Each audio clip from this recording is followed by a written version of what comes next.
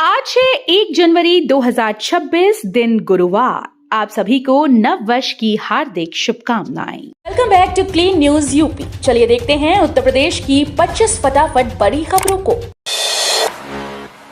नए साल की सुबह यूपी में कोहरे का कहर, 35 जिलों में अलर्ट जारी। नए साल 2026 की शुरुआत उत्तर प्रदेश में भीषण कोहरे और गलन के साथ होगी। मौसम विभाग ने 1 जनवरी यानी आज के लिए राज्य के 35 जिलों में अलर्ट जारी किया।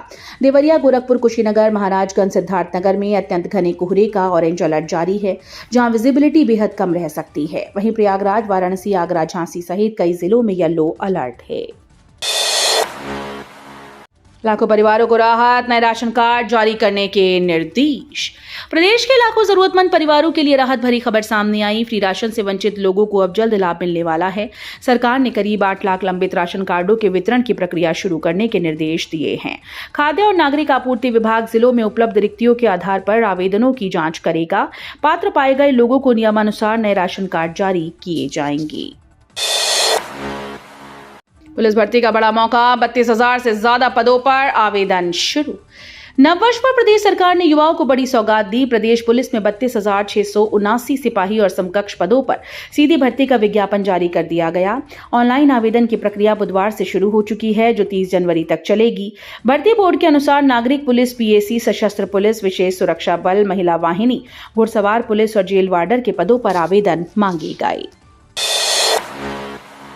नए साल की सौगात और नियमों पर मंथन, बस सेवा शुरू तो एबीएस पर अटका फैसला। नए साल पर मुख्यमंत्री योगी आदित्यनाथ ने जनता को बड़ी राहत दी। मुख्यमंत्री जनता सेवा योजना के तहत आगरा परिक्षेत्र में 19 मार्गों पर बस सेवाएं शुरू होंगी, जिसमें मथुरा के 6 मार्ग शामिल हैं। इन बसेस के किराए में 20% तक की छूट मिलेगी और संचालन पूरी तरह से ऑनलाइन होगा। वहीं दूसरी ओर 1 जनवरी 2026 से दोपहिया वाहनों में एबीएस अनिवार्य करने के फैसले पर संशय बना हुआ है। ट्रैफिक नियमों की अनदेखी भारी। यूपी में 10 माह में 1.27 करोड़ चालान। तेज रफ्तार, बिना हेलमेट और नियमों की अनदेखी, यही लापरवाही हर दिन जिंदगियां छीन रही है। यूपी में ट्रैफिक नियम तोड़ने वालों के आंकड़े चौंकाने वाले हैं। इस साल 1 जनवरी से 27 अक्टूबर के बीच प्रदेश में 1 करोड़ 27 लाख से ज्यादा लोगों ने यातायात नियम तोड़े। इनमें करीब 64,97,000 दोपहिया वाहन चालक शामिल हैं। नए साल में लखनऊ को नया घर, अटल नगर योजना की लॉटरी 8 से 9 जनवरी को। नए साल पर लखनऊ वासियों को अपने घर का सपना पूरा करने का मौका मिल रहा है। देवपुर पारा स्थित अटल नगर आवासीय योजना के तहत फ्लैट की लॉटरी 8 और 9 जनवरी 2026 को होगी। लखनऊ विकास प्राधिकरण ने इसकी आधिकारिक तारीख घोषित कर दी है। योजना में 12 से 19 मंजिल के 15 टावर में कुल 2,496 फ्लैट बनाए गए हैं। सीएसए यूनिवर्सिटी के वैज्ञानिकों ने विकसित की गेहूं और सरसों की नई प्रजातियां। चंद्रशेखर आजाद कृषि और प्रौद्योगिकी विश्वविद्यालय के वैज्ञानिकों ने खेती में नई क्रांति की दिशा में कदम बढ़ाया। उन्होंने गेहूं की 2 नई प्रजातियों के 1910 और 1905 और सरसों की एक नई प्रजाति विकसित की। मंगलवार को लखनऊ में राज्य बीज विमोचन समिति की बैठक में 3 प्रजातियों को हरी झंडी मिली। ये नई किस्में बेहतर पैदावार देने के साथ साथ विभिन्न रोग प्रतिरोधी क्षमताओं से भी युक्त हैं, जिससे किसानों को लाभ होगा। नववर्ष पर बदली काशी विश्वनाथ दर्शन व्यवस्था, 5 द्वार से होगा प्रवेश। नए साल पर काशी विश्वनाथ मंदिर में उमड़ने वाली भारी भीड़ को देखते हुए दर्शन व्यवस्था में बदलाव किया गया। अब श्रद्धालुओं को मंदिर में प्रवेश के लिए 5 द्वारों की सुविधा मिलेगी, जबकि पहले 4 द्वार ही खुले रहते थे। मंदिर प्रशासन ने विशेष और स्पर्श दर्शन पर रोक लगाई है। मंदिर न्यास के अनुसार बीते 1 सप्ताह में 20 लाख से अधिक श्रद्धालु दर्शन कर चुके हैं।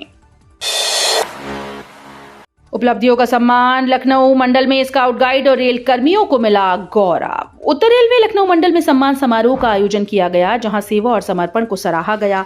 भारत स्काउट्स और गाइड्स के 6 सदस्यों को उनके उत्कृष्ट चरित्र, नेतृत्व क्षमता और अनुशासन के लिए राष्ट्रपति पुरस्कार प्रदान किया गया। डीआरएम सुनील वर्मा ने सभी को शुभकामनाएं दी। वहीं यात्रियों को सुविधा और रेलवे राजस्व बढ़ाने में उत्कृष्ट योगदान देने वाले 7 रेल कर्मियों को भी सम्मानित किया गया। नए साल पर बदला स्कूल का टाइम, माध्यमिक स्कूल खुलेंगे तो प्राथमिक में 14 तक छुट्टी। नए साल पर यूपी में स्कूल की व्यवस्था में बदलाव किया गया है। 2 जनवरी से प्रदेश के सभी माध्यमिक स्कूल खुल जाएंगे, लेकिन बदले हुए समय के साथ। सर्दी को देखते हुए अब स्कूल सुबह 10 बजे से दोपहर 3 बजे तक खुलेंगे। पहले स्कूल का समय 9:30 से 3:30 बजे तक था। वहीं प्राथमिक स्कूल में शीतकालीन अवकाश 14 जनवरी तक जारी रहेगा। 31 दिसंबर से शुरू हुआ ये अवकाश 15 दिनों का है, जो बेसिक शिक्षा विभाग के कैलेंडर में पहले से तय है। रोहिलखंड विश्वविद्यालय की परीक्षाओं की तारीख बदली, अब 6 जनवरी से होंगे एग्जाम। बरेली स्थित रोहिलखंड विश्वविद्यालय के छात्रों के लिए जरूरी सूचना है। स्नातक प्रथम सेमेस्टर की मुख्य और बैक परीक्षाओं की तिथियों में बदलाव किया गया है। पहले ये परीक्षाएं 2 जनवरी से 31 जनवरी तक प्रस्तावित थीं, लेकिन अब विश्वविद्यालय प्रशासन ने नई तिथियां जारी कर दी हैं। संशोधित कार्यक्रम के अनुसार परीक्षाएं 6 जनवरी से शुरू होकर 1 फरवरी तक चलेंगी। विश्वविद्यालय ने सभी संबद्ध कॉलेजेस और विद्यार्थियों को नए परीक्षा कार्यक्रम के अनुसार तैयारी करने के निर्देश दिए। नए साल में विश्वविद्यालय को नया रजिस्ट्रार प्रबुद्ध सिंह संभालेंगे जिम्मेदारी। नए साल 2026 की शुरुआत के साथ राजा महेंद्र प्रताप सिंह विश्वविद्यालय को नया रजिस्ट्रार मिल गया। प्रबुद्ध सिंह 1 जनवरी को औपचारिक रूप से कार्यभार संभालेंगे। वर्तमान कुल सचिव वीके सिंह का तबादला देवरिया कर दिया गया, जिन्हें 31 दिसंबर को विदाई दी गई। इस अवसर पर कुलपति प्रोफेसर नरेंद्र बहादुर सिंह सहित विश्वविद्यालय के वरिष्ठ अधिकारियों ने उन्हें सम्मानित किया। कुलपति ने कहा कि वीके सिंह ने अपने कार्यकाल में प्रशासनिक व्यवस्था को मजबूत बनाने में अहम भूमिका निभाई है। मरीजों की सौदेबाजी का खुलासा, वेंटिलेटर और ऑक्सीजन मरीजों के तय रेट। यूपी की राजधानी लखनऊ में मरीजों की खरीद फरोख्त का गंभीर मामला सामने आया। गोमती नगर विस्तार स्थित एक निजी आयुर्वेद मेडिकल कॉलेज पर मरीजों के लिए कमीशन तय करने का आरोप लगा। सोशल मीडिया पर वायरल चैट में वेंटिलेटर मरीज लाने पर 50,000 और ऑक्सीजन मरीज पर 35,000 रुपए देने की बात कही गई। बताया जा रहा है कि केजीएमयू ट्रॉमा सेंटर के आसपास निजी अस्पतालों के एजेंट सक्रिय हैं, जो बेड न मिलने पर मरीजों को बहला फुसलाकर निजी अस्पतालों में ले जाते हैं। गोरखपुर बना निवेश का हब, 10,000 करोड़ से ज्यादा का प्लेटफॉर्म तैयार। गोरक्ष नगरी गोरखपुर के लिए वर्ष 2025 औद्योगिक विकास के लिहाज से ऐतिहासिक साबित हुआ।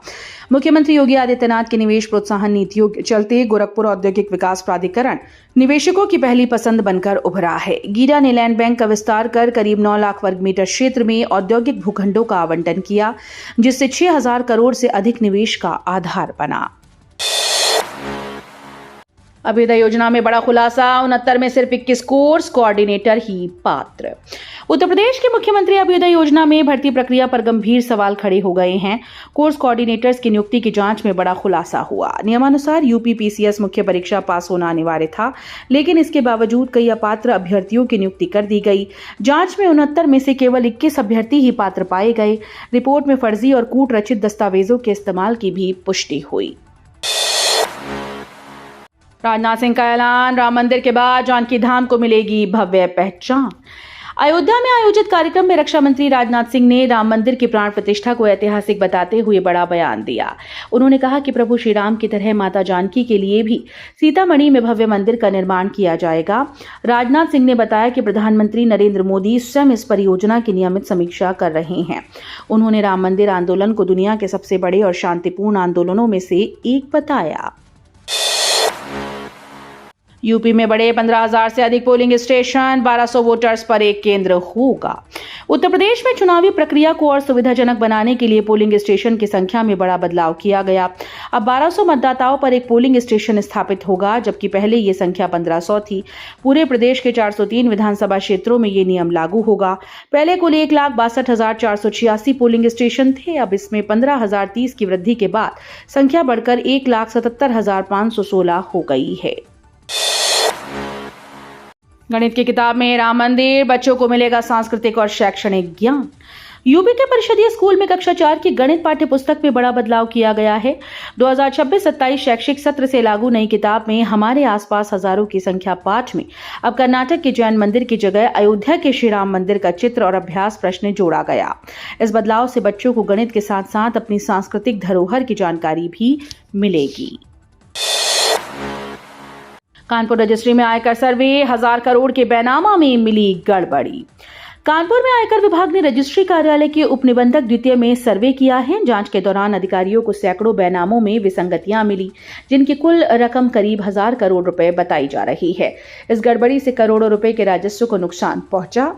आयकर अधिकारियों ने रजिस्ट्री कार्यालय के जिम्मेदार अधिकारी को 10 दिन का नोटिस देकर जवाब मांगा। नैसाल पर सख्त पुलिस, शराब और हुड़दंगियों पर रहेगी कड़ी नजर। नैसाल के जश्न में पुलिस ने सुरक्षा के पुख्ता इंतजाम किए हैं। सड़क पर शराब और बियर छलकाने वालों पर तुरंत कार्रवाई होगी। उन्हें थाने में रात बितानी पड़ सकती है। तेज आवाज में गाना बजाने या फर्राटा भरने वाले वाहन चालकों का चालान किया जाएगा। पुलिस के साथ क्राइम ब्रांच, स्वाट और LIU की टीम भी जश्न के मुख्य स्थलों की निगरानी करेंगी। इसका मकसद है नैसाल का उत्सव सुरक्षित और शांतिपूर्ण तरीके से मनाया जाए। वाराणसी दमकल विभाग में संकट, सिर्फ 155 कर्मचारी और 15% हैं अनफिट। वाराणसी दमकल विभाग में आधुनिक उपकरण होने के बावजूद कर्मचारियों की कमी चिंता बढ़ा रही है। विभाग में कुल 155 कर्मचारी हैं, जबकि आवश्यकता 254 की है। इनमें अग्निशमन अधिकारी और फायर फाइटर 112 हैं, बाकी अन्य स्टाफ। करीब 15% कर्मचारी शारीरिक रूप से अनफिट हैं। 6 से 7 महीने में 6 और कर्मचारी सेवानिवृत्त होंगे। स्थिति को देखते हुए विशेषज्ञ नए सिपाहियों की भर्ती की सिफारिश कर रहे हैं। यूपी में हाई स्कूल और इंटर की प्री बोर्ड परीक्षा 5 से 21 जनवरी तक। माध्यमिक शिक्षा परिषद ने बोर्ड परीक्षा से पहले छात्रों की तैयारी का आकलन करने के लिए प्री बोर्ड परीक्षा की घोषणा कर दी। उत्तर प्रदेश में हाई स्कूल और इंटरमीडिएट की प्री बोर्ड परीक्षा 5 से 21 जनवरी तक आयोजित होगी। परीक्षा कार्यक्रम जारी कर दिया गया है। बोर्ड द्वारा बनाए गए केंद्रों से प्रश्न पत्र विद्यालयों को उपलब्ध कराए जाएंगे। परीक्षा का समय सुबह 11:30 बजे से दोपहर 2:30 बजे तक निर्धारित किया गया है। BHU में हृदय विभाग के पास कैंटीन, डॉक्टर्स ने जताई आपत्ति। BHU अस्पताल में हृदय रोग विभाग के पास कैंटीन खोलने को लेकर विवाद खड़ा हो गया।